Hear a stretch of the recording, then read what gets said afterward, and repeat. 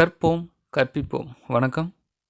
நம்ம சேனலில் இந்த வீடியோலேருந்து கண்டினியூஸாக சில videos Truecaller tips and tricks upload பண்ண போகிறோம்.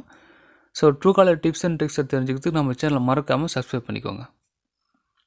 இந்த வீடியோவில் உங்களோட பேங்க் ட்ரான்சாக்ஷன் ஹிஸ்ட்ரியை ட்ரூகாலர் அப்ளிகேஷனை யூஸ் பண்ணி எப்படி ரொம்ப சுலபமாக மேனேஜ் பண்ணுறது பற்றி தான் பார்க்க போகிறோம். உங்கள் ஃபோனில் இருக்க மெசேஜை யூஸ் பண்ணியும் உங்களால் உங்களோட பேங்க் ட்ரான்சாக்ஷன் ஹிஸ்ட்ரியை மேனேஜ் பண்ணிக்க முடியும். அதாவது உங்கள் அக்கௌண்ட்லேருந்து டெபிட் ஆகிற அமௌண்ட்டோ கிரெடிட் ஆகிற அமௌண்ட்டோ இதெல்லாமே உங்களோட மெசேஜ்லேயும் உங்களால் மேனேஜ் பண்ணிக்க முடியும். பட் என்னென்னா ட்ரூகாலர் அப்ளிகேஷனில் உங்களோட பேங்க் ட்ரான்சாக்ஷன் ஹிஸ்ட்ரி மேனேஜ் பண்ணுறது ரொம்ப சுலபமாக இருக்கும், யூசர் ஃப்ரெண்ட்லியாக இருக்கும். அதனால தான் ட்ரூகாலர் அப்ளிகேஷன் யூஸ் பண்ணி எப்படி மேனேஜ் பண்ணுறது அப்படின்னு இந்த வீடியோவில் பார்க்க போகிறோம். ஸோ ஃபர்ஸ்ட் உங்கள் ட்ரூகாலர் அப்ளிகேஷன் ஓப்பன் பண்ணிக்கோங்க. இங்கே ஹோம் இந்த ஆப்ஷன் கிளிக் ஆகிருக்குன்னு செக் பண்ணிக்கோங்க. ஸோ இப்போது இந்த ஸ்டார் ஆப்ஷனை ப்ரெஸ் பண்ணிக்கோங்க. இந்த இடத்துல ட்ரான்சாக்ஷன் இந்த ஆப்ஷனை ப்ரெஸ் பண்ணிக்கோங்க.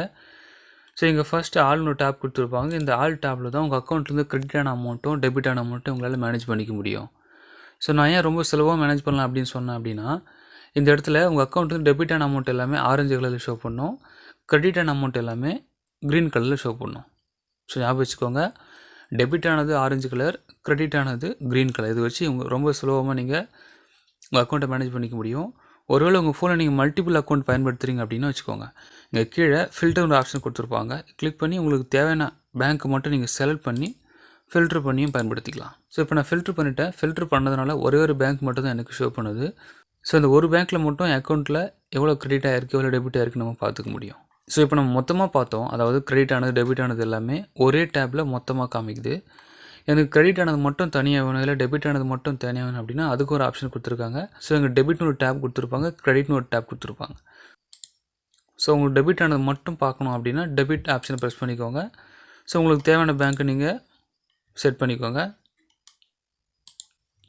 ஸோ இந்த பேங்க்கில் டெபிட் ஆனது மட்டும் நீங்கள் பார்த்துக்க முடியும்.